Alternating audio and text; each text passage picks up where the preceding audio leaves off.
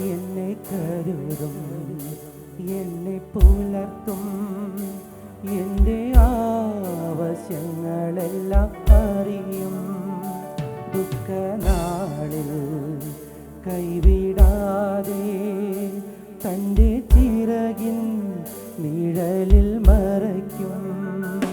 എന്നെ കരുതും, എന്നും പുലർത്തും, എൻ്റെ ആവശ്യങ്ങളെല്ലാം അറിയും. ദുഃഖനാളിൽ കൈവിടാതെ തൻ്റെ ചിറകിൻ നിഴലിൽ മറയ്ക്കും. ആശ്രയിപ്പാൻ എനിക്കെന്നും സർവശക്തൻ കൂടെയുണ്ട്. തളരാതെ മരുഭൂമിയിൽ യാത്ര ചെയ്യും പ്രത്യാശയോടെ. ആശ്രയിപ്പാൻ എനിക്കെന്നും സർവശക്തൻ കൂടെയുണ്ട്. തളരാതെ മരുഭൂമിയിൽ യാത്ര ചെയ്യും പ്രത്യാശയോടെ.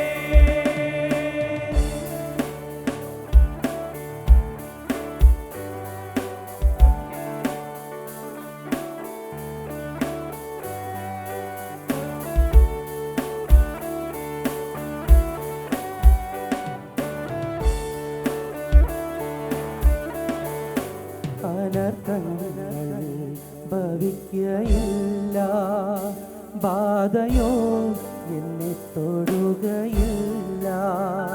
പാതകളിൽ ദൈവത്തിൻ്റെ ദൂതന്മാർ കരങ്ങളിൽ വഹിക്കും. അനർത്ഥങ്ങൾ ഭവിക്കയില്ല, ബാധയോ എന്നെ തൊടുകയില്ല. പാതകളിൽ ദൈവത്തിൻ്റെ ദൂതന്മാർ കരങ്ങളിൽ വഹിക്കും. ആശ്രയിപ്പാൻ എനിക്കെന്നും സർവശക്തൻ കൂടെയുണ്ട്. തളരാതെ മരുഭൂമിയിൽ യാത്ര ചെയ്യും പ്രത്യാശയോടെ. ആശ്രയിപ്പാൻ എനിക്കെന്നും സർവശക്തൻ കൂടെയുണ്ട്. തളരാതെ മരുഭൂമിയിൽ യാത്ര ചെയ്യും പ്രത്യാശയോടെ.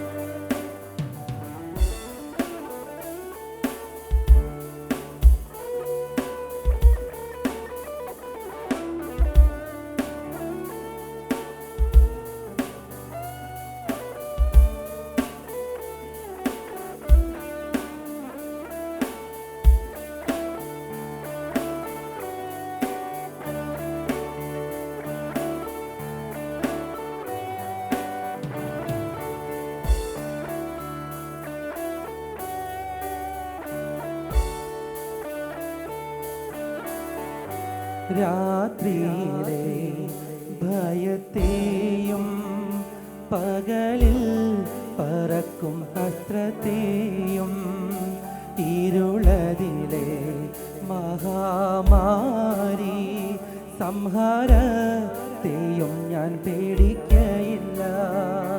രാത്രിയിലെ ഭയത്തെയും പകലിൽ പറക്കും അസ്ത്രത്തെയും ഇരുളതിലെ മഹാമാരി സംഹാരത്തെയും ഞാൻ പേടിക്കയില്ല.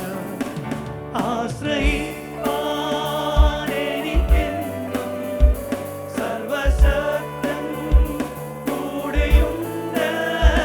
തളരാതെ മരുഭൂമിയിൽ യാത്ര ചെയ്യും പ്രത്യാശ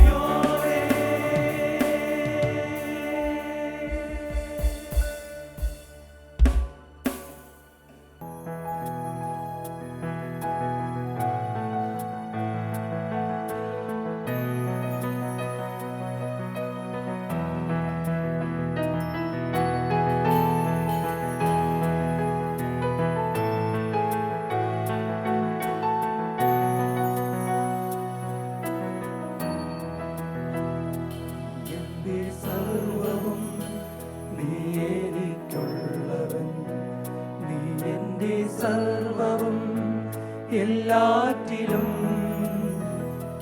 ജീവനിൻ പേർക്കായി തന്നതിനാൽ നീ എൻ്റെ സർവവും എല്ലാറ്റിലും നീ എൻ്റെ സർവവും നീ എനിക്കുള്ളവൻ നീ എൻ്റെ സർവവും എല്ലാറ്റിലും നിൻ ജീവനിൻ പേർക്കായി തന്നതിനാൽ നീ എൻ്റെ സർവവും എല്ലാറ്റിലും തേനിലും മധുരമാ തേനിലും മധുരമാ യേശു ക്രിസ്തു മാധുര്യവാ രുചിച്ചു നോക്കി ഞാൻ കർത്തൻ കൃപകളെ യേശു ക്രിസ്തു മാധുര്യവാ തേനിലും മധുരമാ തേനിലും മധുരമാ യേശു ക്രിസ്തു മാധുര്യവാ രുചിച്ചു നോക്കി ഞാൻ കർത്തൻ കൃപകളെ യേശു ക്രിസ്തു മാധുര്യവാ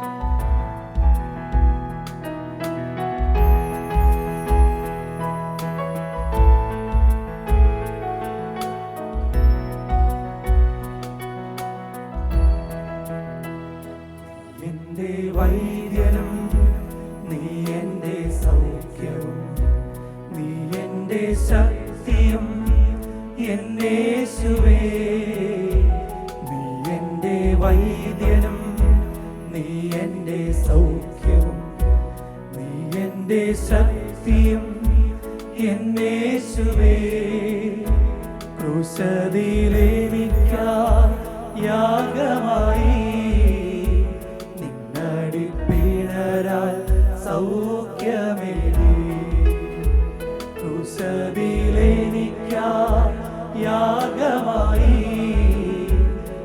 നിന്നടിപ്പിണരാൽ സൗഖ്യമേകി തേനിലും മധുരമാ തേനിലും മധുരമാ യേശു ക്രിസ്തു മാധുര്യവാ രുചിച്ചു നോക്കി ഞാൻ കർത്തൻ കൃപകളെ യേശു ക്രിസ്തു മാധുര്യവാ തേനിലും മധുരമാ തേനിലും മധുരമാ യേശു ക്രിസ്തു മാധുര്യവാ രുചിച്ചു നോക്കി ഞാൻ കർത്തൻ കൃപകളെ യേശു ക്രിസ്തു മാധുര്യവാ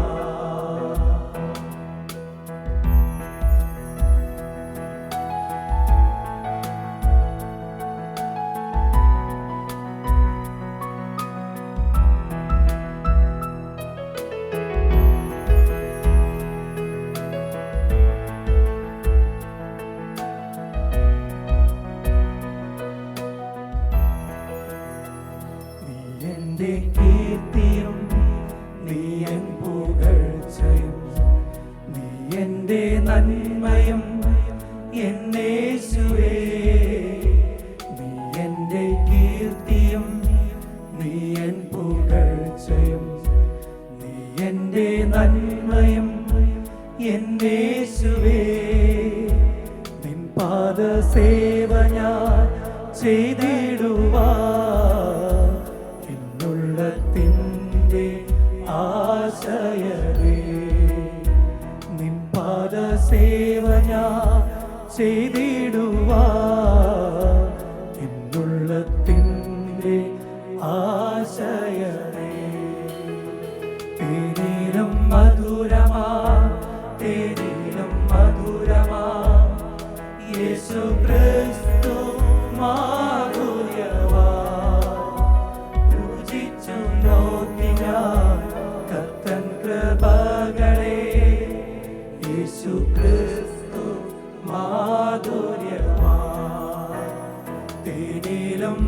മധുരമാ തേനിലും മധുരമാ യേശു ക്രിസ്തു മാധുര്യമാ രുചിച്ചു നോക്കി ഞാൻ കർത്തൻ കൃപകളെ യേശു ക്രിസ്തു മാധുര്യമാ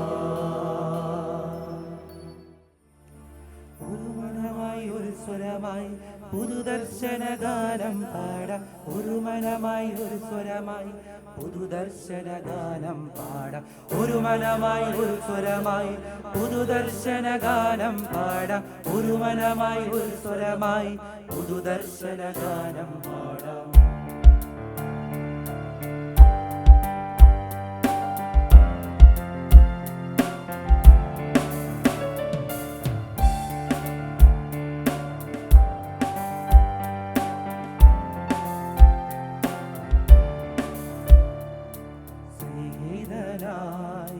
കൂടെ വരുന്നൊരു നല്ലിടയൻ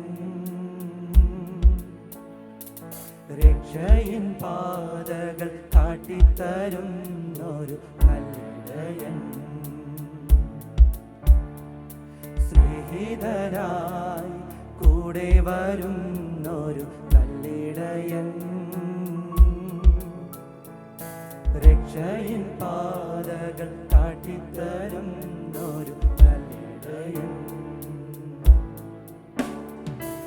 തിരുസ്നേഹമൊഴികൾക്ക് സാക്ഷ്യം വഹിച്ചിടാൻ സകല പാതകളിൽ കുളിരുളി നൽകാൻ തിരുസ്നേഹമൊഴികൾക്ക് സാക്ഷ്യം വഹിച്ചിടാൻ സകല പാതകളിൽ കുളിരുളി നൽകാൻ സ്നേഹത്തിൻ ഹൃദയവുമായി സത്യത്തിൻ പാതയിൽ വരുവീടാം പോയിടാം സുവിശേഷമായിടാം സ്നേഹത്തിൻ ഹൃദയവുമായി സത്യത്തിൻ പാതയിൽ വരുവീടാം പോയിടാം സുവിശേഷമായിടാം സ്നേഹിതനായി കൂടെ വരുന്നൊരു നല്ലിടയൻ രക്ഷയിൻ പാതകൾ കാട്ടിത്തരുന്നൊരു നല്ലിടയൻ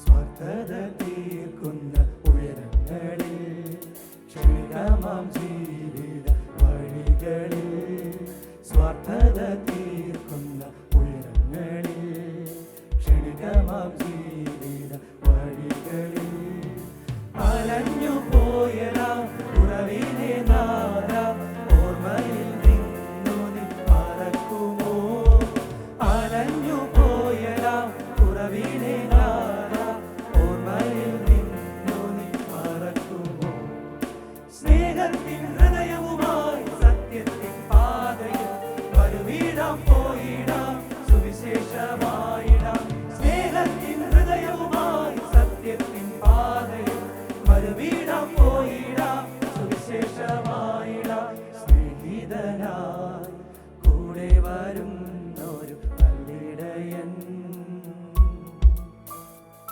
രക്ഷയിൻ പാതകൾ കാട്ടിത്തരുന്നൊരു നല്ലിടയൻ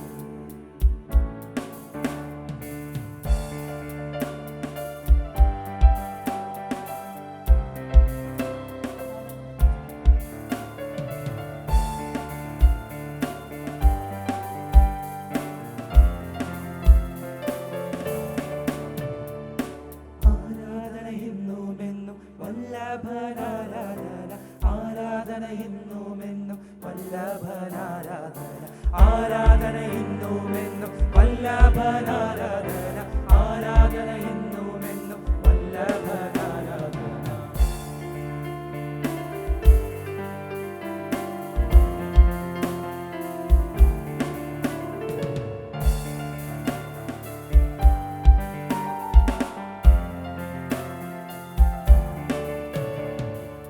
ദൈവരാജ്യത്തിൻ സാക്ഷികളായി നീതിയിൻ പാതയിൽ ഗമിച്ചിടാം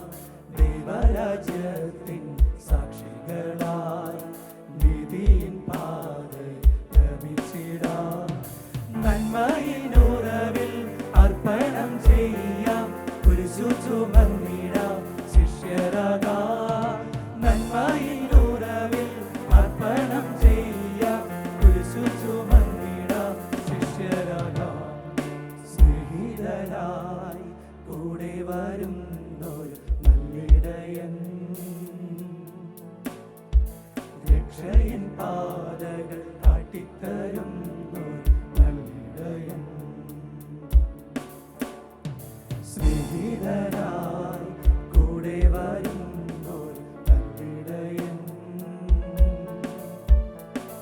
രക്ഷയിൻ പാതകൾ കാട്ടിത്തരുന്നു നല്ലിടയൻ. തിരുസ്നേഹമൊഴികൾക്ക് സാക്ഷ്യം വഹിച്ചിടാൻ സകല പാതകളിൽ കുളിരൊളി നൽകാം. തിരുസ്നേഹമൊഴികൾക്ക് സാക്ഷ്യം വഹിച്ചിടാൻ സകല പാതകളിൽ കുളിരൊളി നൽകാം.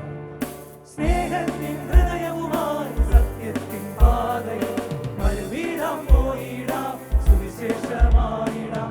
സ്നേഹത്തിൻ ഹൃദയവുമായി സത്യത്തിൻ പാതയിൽ മരുവീഴാം പോയിടാം, സുവിശേഷമായിടാം. സ്നേഹിതനായി കൂടെ വരുന്നു നല്ലിടയൻ. രക്ഷയിൻ പാതകൾ കാട്ടിത്തരുന്നു നല്ലിടയൻ. ആരാധന എന്നും എന്നും വല്ലഭനാരാധന. ആരാധന എന്നും എന്നും വല്ലഭനാരാധന. ആരാധന എന്നും എന്നും വല്ലഭനാരാധന. ആരാധന എന്നും എന്നും വല്ലഭനാരാധന. ആശ്രയിപ്പാൻ എനിക്കെന്നും സർവശക്തൻ കൂടെയുണ്ട്. തളരാതെ മരുഭൂവിൽ യാത്ര ചെയ്യും പ്രത്യാശയോടെ.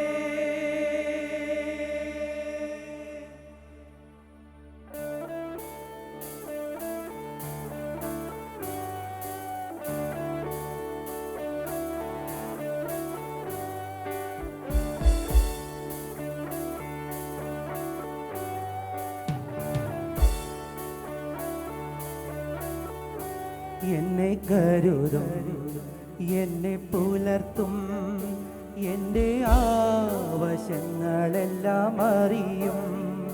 ദുഃഖനാളിൽ കൈവിടാതെ തൻ്റെ ചിറകിൻ നിഴലിൽ മറയ്ക്കും.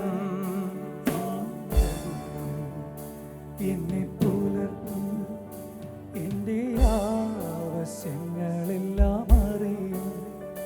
ദുഃഖനാളിൽ കൈവിടാതെ തൻ്റെ ചിറകിൽ നിഴലിൽ മറയ്ക്കും. ആശ്രയിപ്പാൻ എനിക്കെന്നും സർവശക്തൻ കൂടെയുണ്ട്.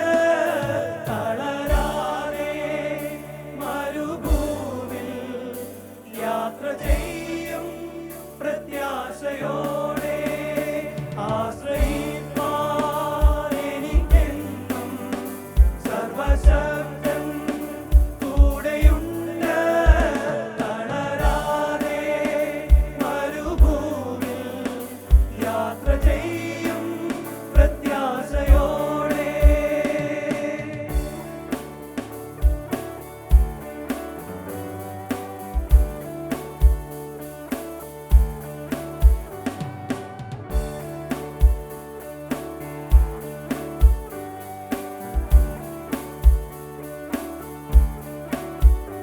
അനർത്ഥങ്ങൾ ഭവിക്കയില്ല, ബാധയോ എന്നെ തൊടുകയില്ല.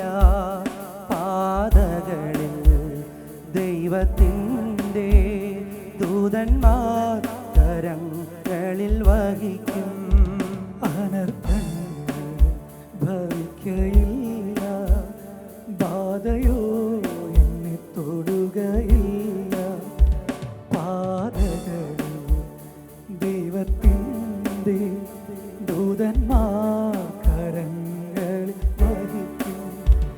ആശ്രയിപ്പാൻ എനിക്കെന്നും സർവശക്തൻ കൂടെ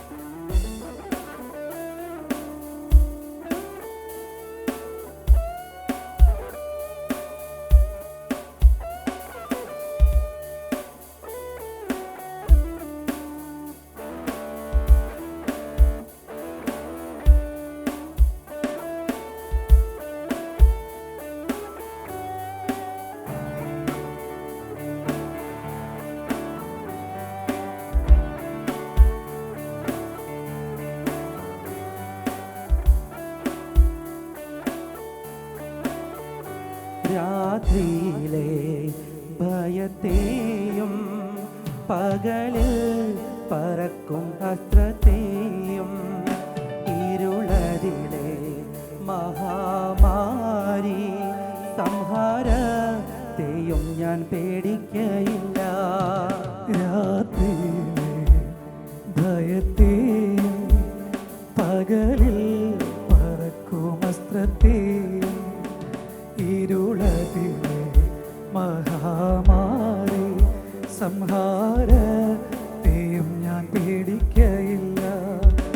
ആശ്രയിപ്പാൻ എനിക്കെന്നും സർവശക്തൻ കൂടെയുണ്ട്. തളരാതെ മരുഭൂമിൽ യാത്ര ചെയ്യും പ്രത്യാശയോടെ. ആശ്രയിപ്പാൻ എനിക്കെന്നും സർവശക്തൻ കൂടെയുണ്ട്. തളരാതെ മരുഭൂമിൽ യാത്ര ചെയ്യും പ്രത്യാശയോടെ.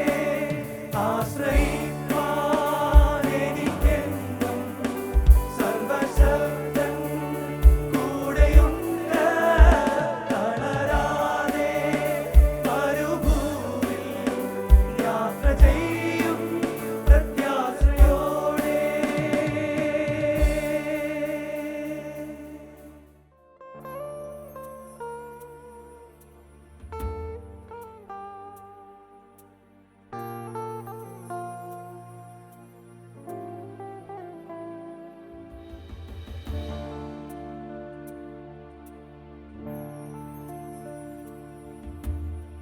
കണ്ടാലോ വളരിയുകില്ല, ഉഴവൂർ പാഞ്ചാൽ മുറിഞ്ഞിടുന്നു.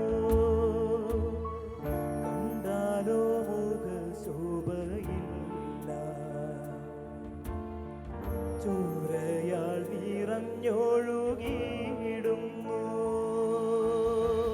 കണ്ടാലോ വളരെയുകില്ല, ഉഴവു ചാൽ പോൽ മുറിഞ്ഞിടുന്നു. കണ്ടാലോ മുഖശോഭയില്ല, ചോരയാൽ നിറഞ്ഞൊഴുകിയിടുന്നു. മകനേ മകനേ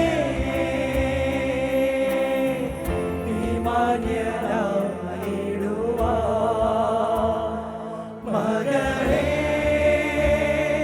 മകനേ മാന്യനായിടുവാൻ. കാൽവരിയിൽ നിനക്കായി പിടഞ്ഞിടുന്നു. കാൽകരങ്ങൾ നിനക്കായി തുളയ്ക്കപ്പെട്ടു. മകനേ നീ നോക്കുക, നിനക്കായി തകർന്നിടുന്നു. മകനേ നീ നോക്കുക, നിനക്കായി തകർന്നിടുന്നു.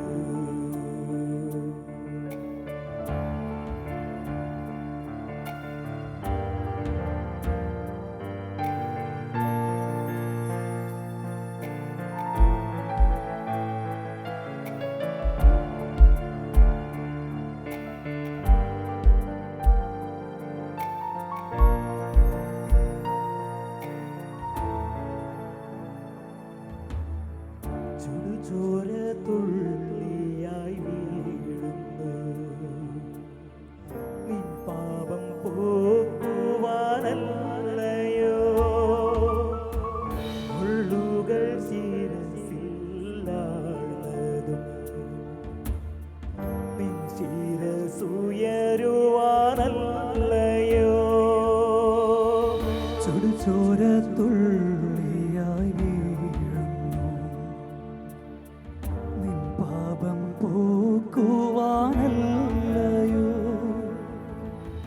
മുള്ളുകൾ ശിരസിൽ ആഴ്ന്നതും.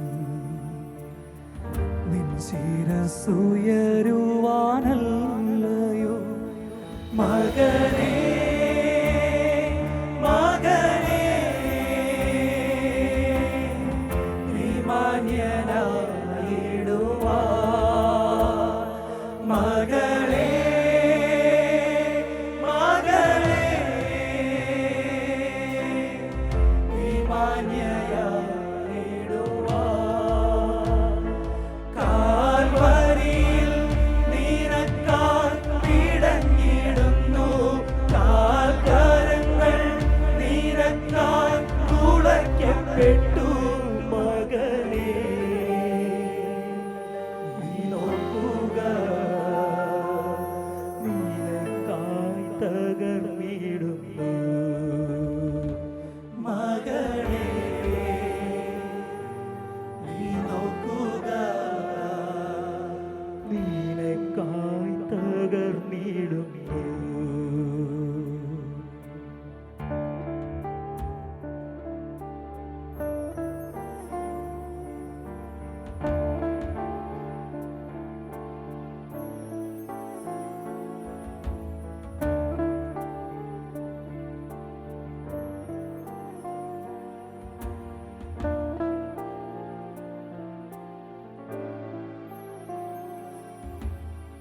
കള്ളന്മാർ നടുവിൽ കിടന്നത്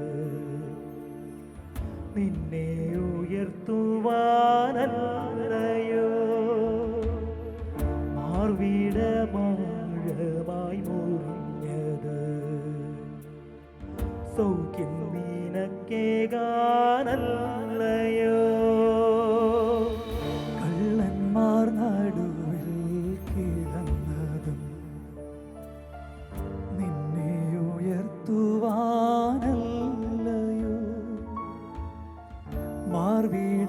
മാർവിടമാഴമായി മുറിഞ്ഞതും സൗഖ്യം നിനക്കേകാനല്ലയോ മകനേ മകനേ നീ മാന്യനായിടുവാൻ മകളേ മകളേ നീ മാന്യയായിടുവാൻ കാൽവരിയിൽ നിനക്കായി പിടഞ്ഞിടുന്നു കാൽക്കരങ്ങൾ നിനക്കായി തുളയ്ക്കപ്പെട്ടു മകനേ നീ നോക്കുക നിനക്കായി തകർന്നിടുന്നു മകളേ നീ നോക്കുക നിനക്കായി തകർന്നിടുന്നു.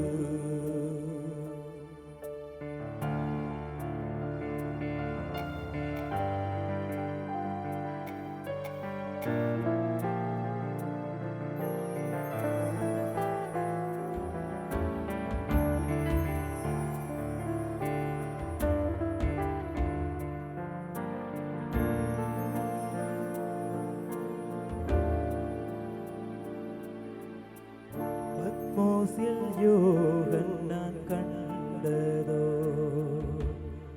സൂര്യനേക്കാൾ ശോഭയാലത്രേ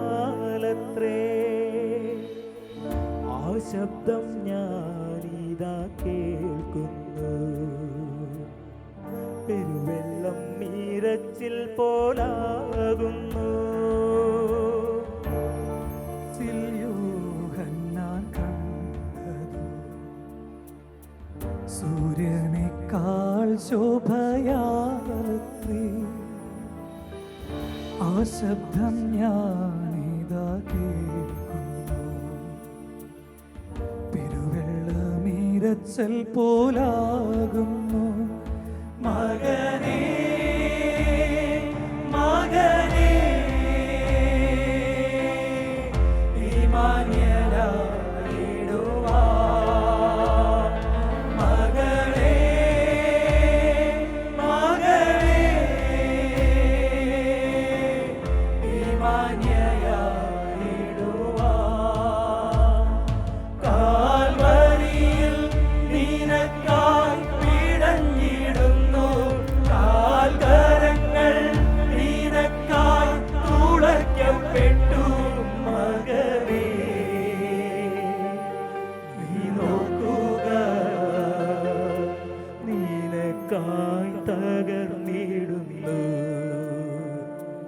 മകളെ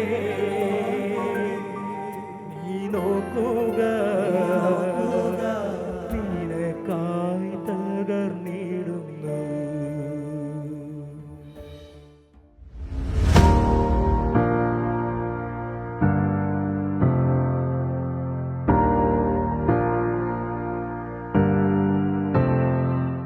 അഭിവന്യ തോമസ് തറയിൽ പിതാവിനെ വചനം പങ്കുവയ്ക്കുവാൻ ക്ഷണിക്കുന്നു. കർത്താവിൻ്റെ വചനം ശ്രവിച്ചുകൊണ്ട് നമുക്ക് ആരംഭിക്കാം. യോഹന്നാൻ്റെ സുവിശേഷം 10-ാം അധ്യായം 11 മുതലുള്ള തിരുവചനങ്ങൾ, 14 മുതലുള്ള തിരുവചനങ്ങൾ. ഞാൻ നല്ല ഇടയനാണ്, പിതാവ് എന്നെയും ഞാൻ പിതാവിനെയും അറിയുന്നത് പോലെ ഞാൻ എനിക്കുള്ളവയെയും എനിക്കുള്ളവ എന്നെയും അറിയുന്നു. ആടുകൾക്ക് വേണ്ടി ഞാൻ ജീവൻ അർപ്പിക്കുന്നു. ഈ തൊഴുത്തിൽപ്പെടാത്ത മറ്റാടുകളും എനിക്കുണ്ട്, അവയെയും ഞാൻ കൊണ്ടുവരേണ്ടിയിരിക്കുന്നു. അവ എൻ്റെ സ്വരം ശ്രവിക്കും. അങ്ങനെ ഒരാട്ടിൻപറ്റവും ഒരിടയനുമാകും. തിരിച്ചെടുക്കുന്നതിനു വേണ്ടി ഞാൻ ജീവൻ അർപ്പിക്കുന്നതിനാൽ പിതാവ് എന്നെ സ്നേഹിക്കുന്നു.